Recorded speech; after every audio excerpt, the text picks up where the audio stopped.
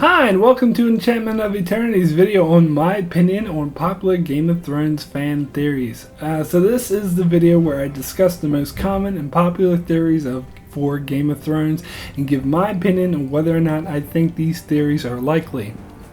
I'll have to give a spoiler warning for the entire A Song of Ice and Fire book series up to A Dance with Dragons, as many of these theories are based off of the books.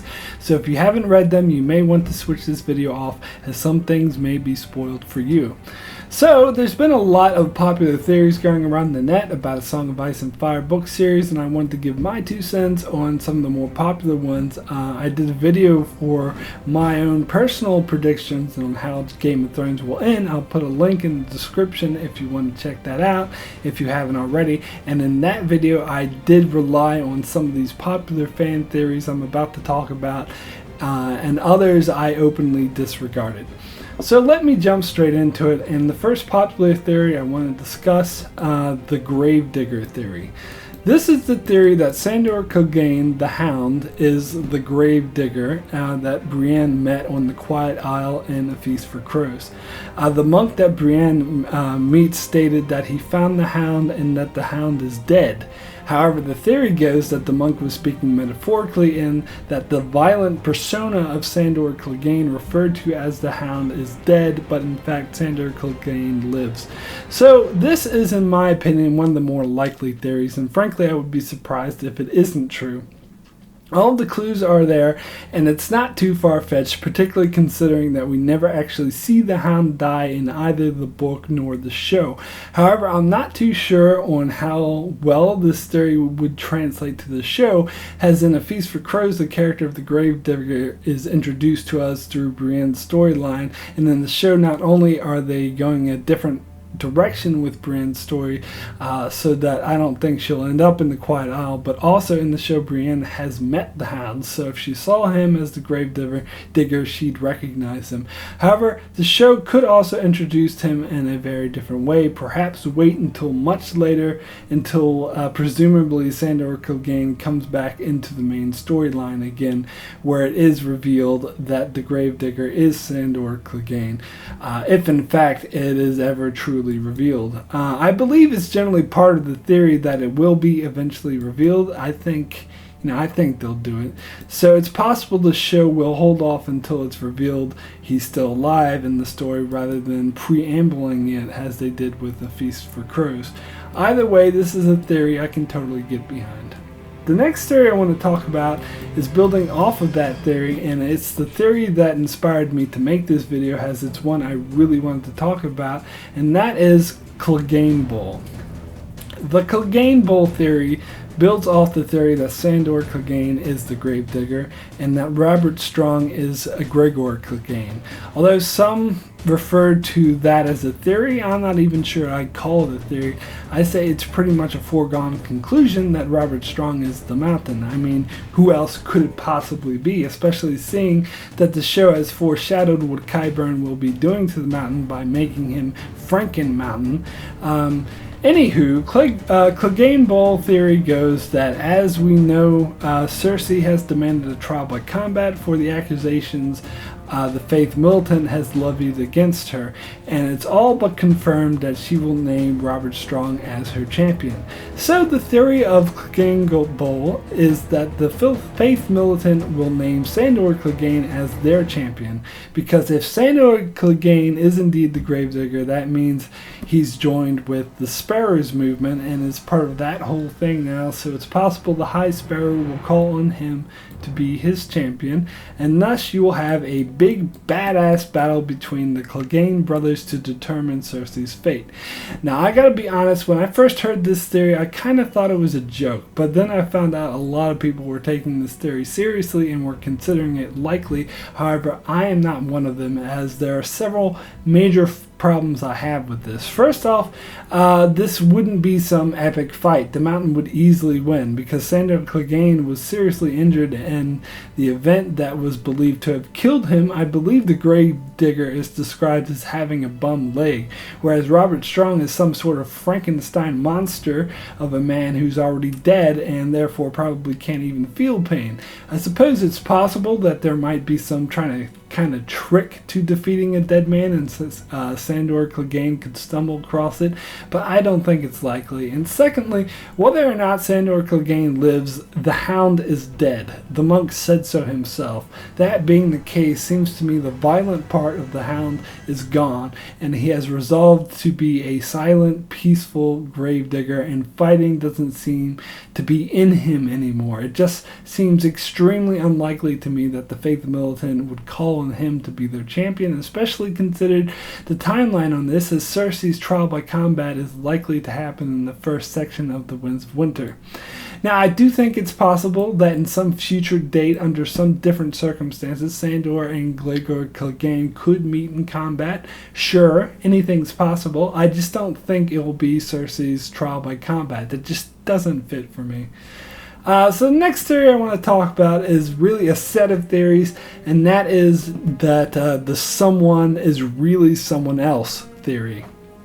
There's a lot of these floating about, that Cyril Farrell is really Jaqen H'ghar, or Mance Rayder is really Rhaegar Targaryen, or that the High Sparrow is really Howland Reed, or the one I've been hearing a lot about recently, and that is Euron Greyjoy is really Daario Naharis. I'll sum up my feeling on all these theories. I don't believe any of them. I don't think anybody is really anybody else. I'm totally against all of these theories.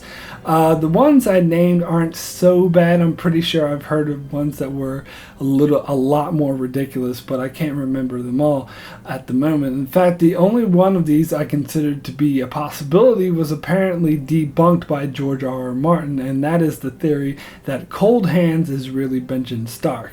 I thought that would go a long way to explaining what happened to Benjen Stark, but apparently it was found in a copy of Dance with Dragons with the editor's notes asking, is Cold Hands Benjen Stark, to which Martin answered no. Of course, I'm not sure if I can completely trust this source. It may be incorrect, but for the moment it looks like that isn't the case, and I don't think any of these other ones are very likely at all. Cyril Farrell is not Jaqen H'ghar. Mance Rayder is not Rhaegar Targaryen, even though that one, isn't particularly infeasible. I just don't think it fits at all. And Daario Naharis definitely is not Euron Greyjoy. No way. I know some people, have made the case of how it's possible in the time frame that Euron traveled back and forth from Westeros to Meereen to be both Euron and Daario. I still don't buy it. That's a hell of a distance, and it's just too ridiculous to have them go back and forth. No, it's definitely two separate people. George R.R. Martin just wrote them similarly, that's all. The next theory I want to talk about is probably the most common and popular and the most well-known and believed fan theory, and that is the R plus L equals J theory. The R plus L equals J theory goes that Jon Snow's actual parents are Rhaegar Targaryen and Lyanna Stark. Lyanna Stark, Ned Stark's sister, was apparently kidnapped by Rhaegar Targaryen, which is what started Robert's rebellion, as she was betrothed to him. The circumstances of Lyanna's death were never fully explained, only that she died in a bed of blood and made Ned make her a promise before she died. So the theory was that she had just given birth to Rhaegar's son, Jon Snow, before Ned found her, and she died in childbirth. The promise she made Ned make her was that he would raise the child as his own and hide his true identity, as Robert was killing anyone related to the Targaryens in an attempt to wipe out their whole line. So Ned took the child and claimed it was his bastard. Now, this theory is so widely known and accepted, I think many take it for granted that it is the case and don't even consider it a theory. I personally think it fits so incredibly well that it definitely has to be true. Everything fits with Lyanna saying, "Promise me," to the fake that it seems unlikely that the Honorable Ned Stark would cheat on his wife while away at war, and infinitely more likely he's bound by a promise to his sister to raise the child as his own. However, there have been some counter theories going around the net that would claim that this isn't the case, and the answer to Jon Snow's parentage is a lot more complicated than that. To which I would say, when considering any theories for any TV or book series, the one principle one has to bear in mind is Occam's razor. The simplest explanation is often the correct one. Historically, this has always held true for any predictions or theories I've heard over the years, and from experience I've found that the more complicated and detailed a theory is, the less likely it is to be true. Plus, in this particular case, it is said that when Dan and Dave first met with George R.R. Martin to try to get permission to do the HBO series, as a test, Martin asked them who Jon Snow's mother was. Now, historically, they always said that they gave an answer that Martin was happy with, but in a Q&A session at Oxford University recently, they said that they gave the right answer. Now, they may have misspoke, but to me this indicates that they answered the question of who Jon Snow's mother was correctly, and somehow I doubt that they came up with this complex and complicated theory and started going on and on and on this long tangent. I'm sure they simply answered the question, Lyanna Stark and Rhaegar Targaryen. At least that's what I think is infinitely more likely. Also considered, in an interview in the past year, Sean Bean let it slip that it was obvious that Ned Stark was not Jon Snow's father. Now, you might doubt how Sean Bean would know this, but remember that George R.R. Martin was involved with the show and that Dan and Dave knew the answer to Jon Snow's parentage, and since this information is information that his character would know, it's not too far-fetched to assume that they would share this with the actor so he could perform it correctly. And indeed, there is a scene where Jon asks Ned about his mother.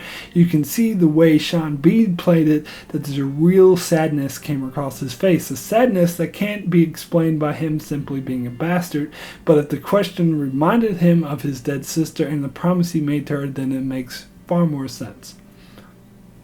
Speaking of complex theories, there's been quite a lot of these going around the net as well, and although I really enjoy hearing these theories, I basically feel the same way about Occam's razor, and that the more complex and detailed the theory is, the less likely it is to be true.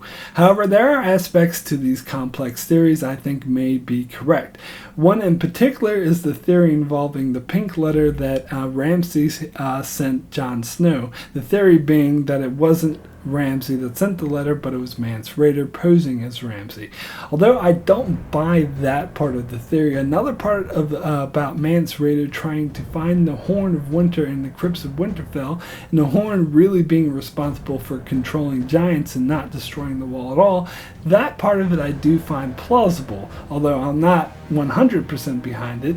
There are aspects to it I think have a chance of becoming true, because you know that Mance spear-wise were obsessed with something in the crypts of Winterfell, and we still don't know what yet. Another popular theory is that Daenerys will have to go to Asshai and will eventually circumvent the globe in order to reach Westeros. Because if the world in the Song of Ice and Fire is anything like the real world, it is, round, and that if she keeps going east, she will eventually come all the way back around to Westeros from the other side. And of course, in this stage of the world, no one has traveled that far, so she'd be the first. This, of course, is based off of what the Quaithe said to her in the books. To go north, you must journey south. To reach the west, you must go east. To go forward, you must go back. To touch the light, you must pass beneath the shadow. And Dany's first thought after hearing this is that she would have to go to Asshai. So many think that she will go to Asshai and then keep going east until she comes all the way back to Westeros from the other side, thus coming to the west coast of Westeros. So to reach west, you must go east. I'm not completely ruling this theory out, but I have several problems with it. First of all, I think this interpretation of Quaithe's prophecy is a bit too literal. I think her prophecy may be more metaphorical than that. Plus, it depends on if the world in the Song of Ice and Fire is as big as the world in real life, because if so, it would take her a really, really long time to do this. Several years, I would say, as the journey from Volantis to Asshai alone is said to take about 4 months. It just seems a bit much, and also this, to me personally, I just don't want her to take that freaking long to get to Westeros. She's taking long enough already, although it would be cool to see Asshai in the books after hearing so much about it, but I don't know. We'll see. So the next theory is one I cover in my How Game of Thrones Will End video, and that is who is the Valonqar? The person in Maggie the Frog's prophecy that is meant to kill Cersei. In my video, I said I thought it was Arya Stark, which I agree is a long shot because the Valonqar means little brother, and Arya isn't Cersei's little brother, but someone else's little sister. Personally, I think it fits because a part of me, my overall theory, was that Sansa would become the queen of Westeros, making Sansa the prettier and younger queen from the prophecy, so that Arya wouldn't be some random person's little sister, but the little sister of the prettier younger queen, and I think that fits. Others have argued that women are disqualified because it's little brother, not little sister. However, the term Valonqar is said to be possibly gender neutral, so personally, I think a female is just as likely as a male. However, the most common response I got from my video is that Jaime is the Valonqar, and going back to Occam's razor, I do believe this is the simpler and thus more likely possibility. I personally just wanted to see Arya kill Cersei, so it's more wishful thinking than anything else. However, Jaime would fit better because he is actually Cersei's little brother, or technically he is because he was born slightly after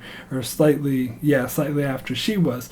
So this would be a surprise since Cersei has always assumed it was Tyrion, so it would be quite a twist if it ended up being her lover. And as we saw, Cersei and Jaime's relationship was beginning to be strained, so I don't think it's too far-fetched to say Jaime might be driven to kill her. However, the other theory I've heard the most on who the Valonqar is that it's the Hound, and I am totally opposed to this theory. I really don't think it's the Hound, even though he is a little brother. He's just some random person's little brother, and I just don't think it would be all that shocking or interesting if it ended up being the Hound. Personally, I think Arya is a better fit, because I think someone who isn't related to Cersei has an equal chance of being right or wrong regardless of gender.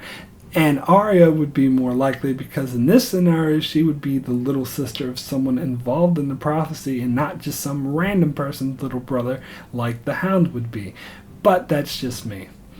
The next theory is another one I mentioned in several of my videos, and this is the theory that Tyrion Lannister is really a Targaryen. The theory goes that Tyrion is the son of Joanna Lannister and Aerys Targaryen, otherwise known as the Mad King. It has been reported that King Aerys had a bit of a thing for Joanna sometimes, and even saying some inappropriate things towards her, so it is theorized that they had a brief affair in which they conceived Tyrion. Evidence for this is Tyrion's hair as being described as silver, and his different colored eyes, and also the cruel way in which Tywin has always treated Tyrion. So, as I mentioned in my other videos, this is a theory I can really get behind. In fact, I predicted that this would be revealed in the show as early as this upcoming Season 5, and this would explain why Tyrion is sitting with by Daenerys' side in the royal procession under a Targaryen banner. However, I'm not so sure about all that, but I still consider it a possibility. I further stated that I felt that Tywin knew about this, which is why he treated Tyrion like crap his whole life, and why Tywin says to him, "You're no son of mine." However, the more I think about it, I think that Tywin may not know for sure, but he might have always suspected. In fact, Tywin in the show pretty much blatantly says this. In the first episode of Season 3, when Tyrion asks for Castle Rock, Tywin says, and I quote, "Men's laws give you the right to bear my name and display my colors, since I cannot prove that you are not mine." Now, I find the wording of this quite interesting, as it implies Tywin suspects and, in fact, even possibly knows that Tyrion isn't his. He simply can't prove it. Of course, I could be reading too much into this, and it could just be Tywin being displeased with Tyrion because he's a dwarf who likes drinking and whoring, but still, I find the wording on this rather interesting. And the show always has a knack for being a bit more blatant and on the nose with their foreshadowing than the books do. So that also makes me think that these lines were chosen carefully to foreshadow that Tywin does in fact suspect that Tyrion is not his. Now, I've had some comments argue on my videos once about Joanna and Aerys not being in the same location at the time of Tyrion's conception, but really so little is known about this time period and where exactly everyone was. It's perfectly plausible that either Joanna was in King's Landing, where Tywin was serving as Hand of the King at the time, or that King Aerys was visiting Casterly Rocks. There's certainly nothing to suggest or definitely not prove otherwise. Another response I've heard to this theory is several people who believe it is more likely that Cersei and Jaime are the offspring of King Aerys and not Tyrion. For one, it would explain continuing the Targaryen tradition of incest, and for another thing, they find it far more ironic that the two children Tywin proudly boasts as his own aren't really his at all. But personally, I'm really against this theory. To me, it doesn't fit nearly as well as Tyrion does. As far as I'm concerned, either Tyrion is the son of Aerys Targaryen and Joanna Lannister, or no one is. It's definitely not Cersei and Jaime. Another popular theory I want to discuss is the theory that young Griff, otherwise known as Aegon Targaryen, is in fact not a Targaryen at all, but a Blackfyre. This is another theory that's quite popular and believed by a great number of people. In fact, many take it as if it is a matter of fact. The Blackfyres, of course, are an offshoot of a Targaryen bastard who were legitimized during the Blackfyre Rebellion. While it's said that their line has died out, it's possible that the female line in that family survived and that eventually produced an heir who they raised as if he was the slaughtered son of Rhaegar Targaryen, the Illyar Martell, when in fact the real Aegon was actually killed, and young Griff is a part of a plot to restore the Blackfyres to power. A plot that's been brewing for over hundreds of years. The strongest evidence for this is that the strongest supporters of Aegon is the Golden Company, a sellsword company founded by and traditionally associated with the Blackfyres. And to me, that's good enough reason for me right there to buy this theory. The Blackfyres were always at war with the Targaryens, so it doesn't really make sense to me that a sellsword company that traditionally followed them would now be backing a legitimate Targaryen. I'm also a fan of this theory because I didn't like the fact that a Targaryen heir who holds a claim better than Dany's all of a sudden pops out of nowhere. Whereas, throughout the majority of the story, we were led to believe that Dany has the greatest Targaryen claim. Personally, I want that to be true, and if Aegon were a Blackfyre, it would still be true. And I could see how George R. R. Martin would want to expand upon the history and lore of the world and bring certain elements of it back into relevance to the main story, and having a Blackfyre heir would certainly bring that whole thing back into relevance for the main story. So as far as I'm concerned, Aegon is a Blackfyre. The next theory is another one I thought was a joke because it was so ridiculous, but once I heard it explained, I realized it wasn't that ridiculous, but I still don't buy this theory, and that is the theory that Roose Bolton is a vampire. Well, when you put it like that, it does sound really ridiculous. So Roose Bolton is like Count Dracula, but the actual theory is more along the lines that Roose Bolton is a skin-changing creature, kind of similar to the vampire because he's immortal and sucks off the energy of others in order to live. Evidence for this being that's why the Boltons used to fray people alive, because Roose literally stole their skin and wore it to create a different appearance, and that's why Roose is such a soft-spoken, creepy dude in the books, and the reason why he legitimized Ramsay is so he could eventually kill Ramsay and assume his identity. Although there are some fantastical creatures in the world of Ice and Fire, such as dragons, White Walkers, Children of the Forest, and fire priests capable of breathing birthing smoke demons and bringing dead people back to life. So it's not too far-fetched. There lives an immortal creature capable of living off the life force of others. I still don't buy it, though.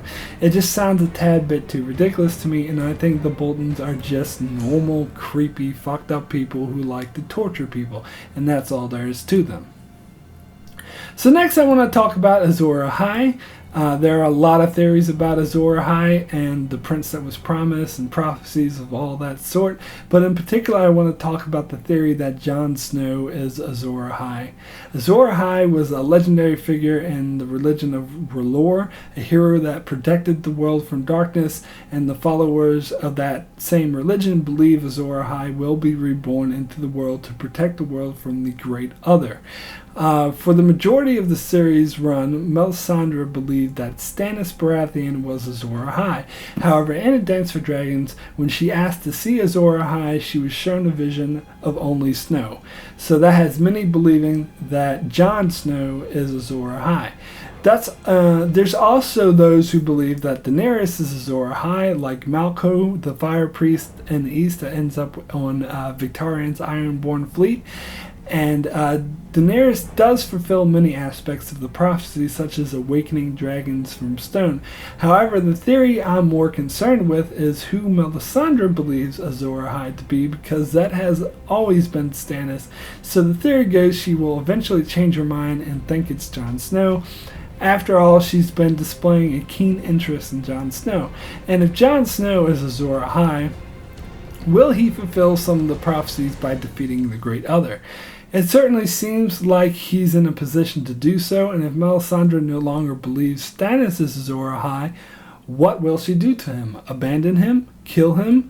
I personally think that all prophecies, Azor Ahai, the prince that was promised, and even the three heads of the dragon, all refer to the same people, Jon Snow, Daenerys, and Tyrion, and that all three of them are Azor Ahai.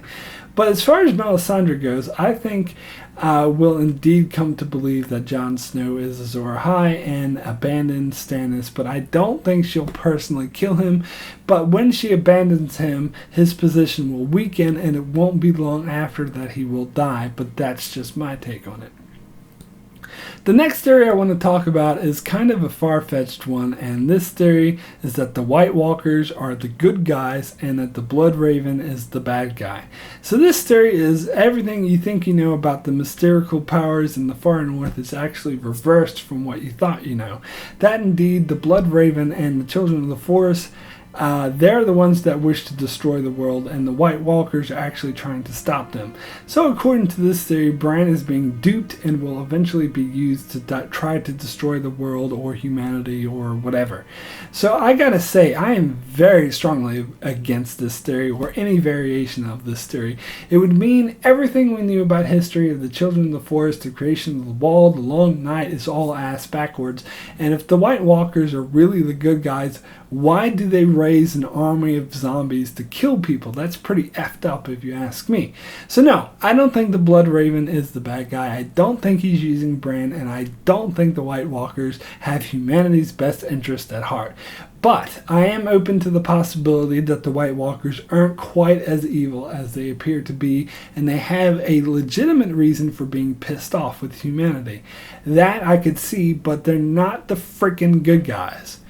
So, finally, I want to discuss the ultimate fanboy theory to which I supported in my How It Will End video, and that is the theory that Tyrion, Jon Snow, and Daenerys will be the three dragon riders who will ride Daenerys' three dragons and use them to fight against the White Walkers. So this is kind of related to the three heads of the dragon theory. However, just because these people are the three heads of the dragon doesn't necessarily mean they will be dragon riders. Also, this theory is related to R plus L equals J theory, which claims Jon Snow is a Targaryen, and the Tyrion Targaryen theory that claims he is a Targaryen. So if the three of them are Targaryens, then it would make sense that they would be the three dragon riders. However, I would point out that one doesn't necessarily need to be a Targaryen in order to be a dragon rider. One assumes that would help, but it hadn't been established that it's absolutely necessary. The biggest complaint I heard about this theory is that it's too perfect. It's all rainbow and sunshines and unicorns and like a perfect little happy fairy tale ending where the three most awesomest people in the show ride dragons and save the day and live happily ever after. And other complaints that this type of ending is very un-George R. Martin like, to which I say bollocks to that. Just because Dany, Tyrion, and Jon ride dragons does not then follow it will be a happy ending. It also doesn't follow that they will be the bestest of pals and that everything will be rainbows and unicorns. This just doesn't follow. Yes, it would fulfill a lot of fanboy fantasies, but that doesn't mean it would be un-George R. R. Martin-like in any way, shape, or form. If you think about it, George R. R. Martin is the one that came up with the lore that Aegon the Conqueror and his two sisters riding dragons conquer Westeros, and this ending would be no different from that.